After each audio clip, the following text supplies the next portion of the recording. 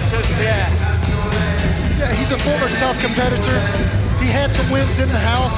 I believe he had some personal issues back here in the UK that could have affected his last fight. He's definitely a guy to watch. He's been at a high level, and he's out of Wallhead Academy, so you know he's got the best, the cream of the crop, in training partners. That's right, 7-4-0 in his record. 2 wins by TKO, 5 wins by submission, Pierre. He's just showing that he can do it all. And the thing that I think is very important to point out, when he was in the Tough House, he actually had Mike Tyson comment and say, hey, this guy has good boxing. Now, when you get an accolade like that from one of the world's best, does that blow your head up or what? Well, when Mike Tyson says something, people listen, Pierre, that's for sure. And if not, they get knocked out.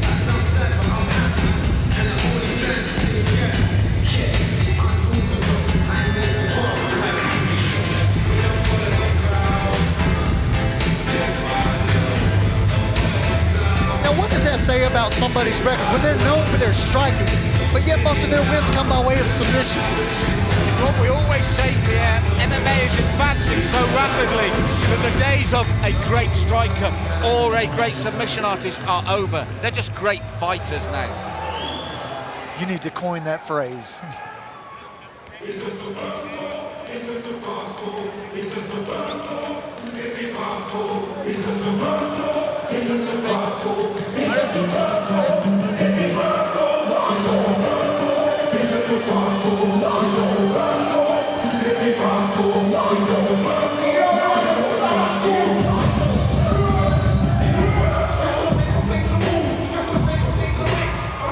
Now, when we were talking, Pierre, about rounded, the Omen, Shane Omer, 6-0, 3 TKO, 3 subs. That says it all in my book. I had the opportunity to watch him in his last fight. It was a K1 bout. He took on a very game and tough Stuart Davies, who we know as a Muay Thai practitioner. And I tell you what, he did not look like an MMA practitioner. He looked like he was born and raised in a K1 background. So he's got versatility, and this is definitely going to be an exciting matchup. I'm salivating right now just thinking about this bout. And we just saw Sam Watling, 6-0, give an absolute masterclass in his fight. And looking at Shane, just by us now, he's ready to go into the cage. Supremely fit for a short man, very stocky, very wide, very muscular. And again, we talked about Tyson, he's got that sort of physique. Talking about his boxing skills, when I saw his last match, he does things a lot of MMA artists don't do, but are starting to do. I saw good footwork, head moving, and guess what? Even some body shots. So,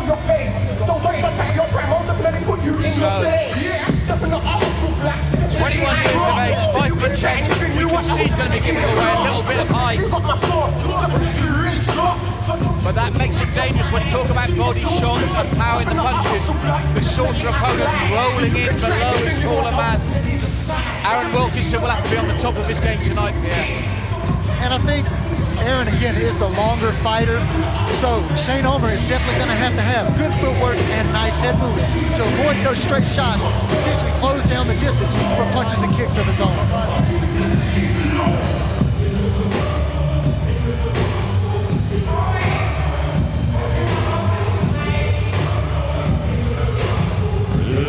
Ladies and gentlemen, it is now time for our next contest of the evening. 3 5-minute rounds of fighting in the lightweight division. Your referee for this contest is Mark Goddard.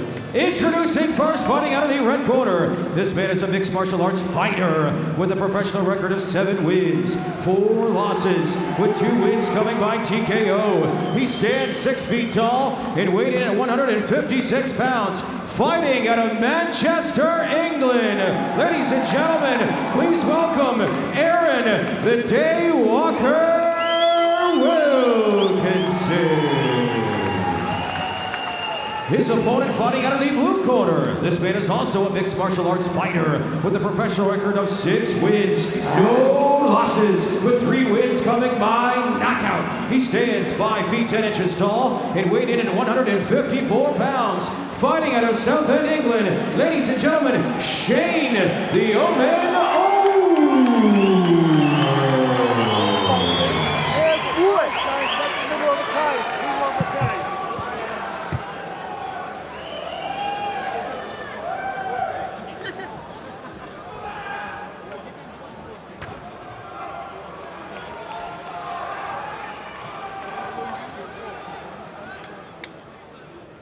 So the cage doors are locked, both men are ready, and they're both just so eager, they're bouncing. You can see, especially Shane Omer, couldn't wait to hear that buzzer.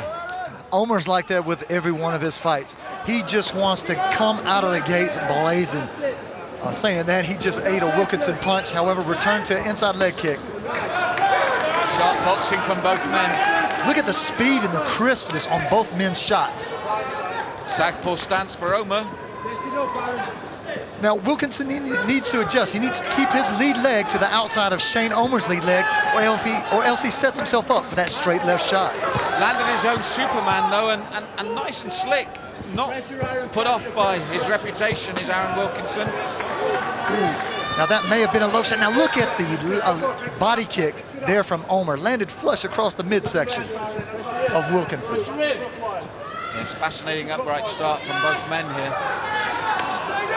Good body kick again from Omer, almost blocked by Wilkinson. Now that's the second body shot. Now big right hand slips through the guard of Omer. However, Omer comes in, treads in for the clinch. And they break again, happy to stand and trade. And it's tidy, that's what I like to see from both these men. Again, that right hand from the orthodox stance is troubling Omer.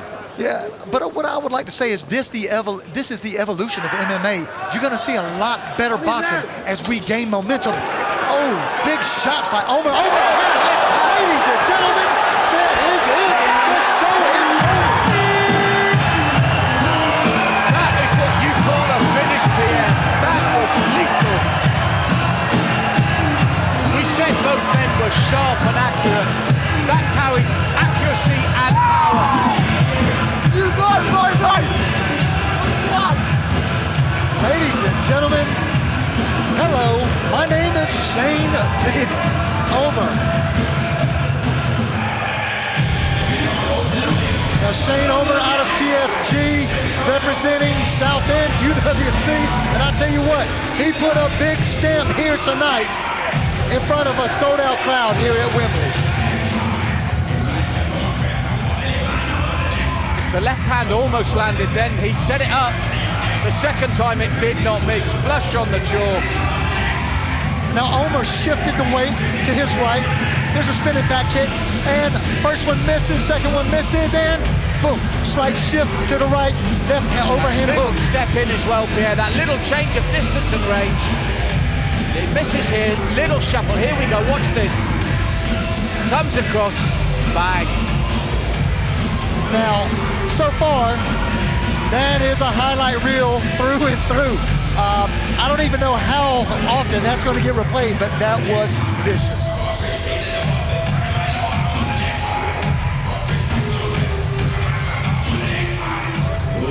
Ladies and gentlemen, referee Mark Goddard has called a stop to this fight at 1:32 of the very first round, declaring the winner by knockout out of the blue corner, Shane the Omen.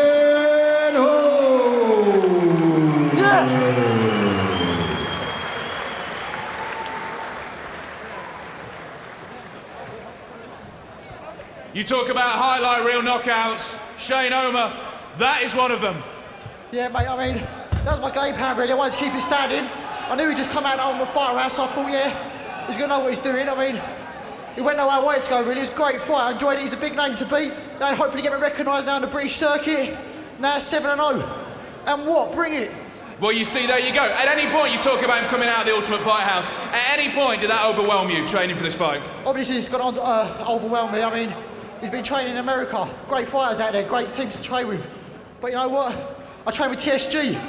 Says it all, doesn't it, really? Does indeed. Well, I'll tell you what, talk us through the fight, talk us through the end of it. Here we go, here's the knockout. Just talk us through it. I knew he was going to throw the kick, and as he threw the kick, I tried it earlier in the fight. He threw it again, I just caught him sweep with overhand left. Obviously, he didn't throw the kick, but you know, he still caught him. And I made sure it was a good night for him, really. It was, you get no pay for overtime here. It was a great fight. I mean, you got to take this on. to the next fight, you've got to be full of confidence now. Yeah, definitely. Now that I'm 7-0, I'm going to be full of confidence. I don't want to be too cocky. It's not about that, but, you know, I'm doing well, I'm getting there, hopefully. Things start happening. If you were going to call out one name to fight in the next fight, who would it be? Anyone who wants it, bring it.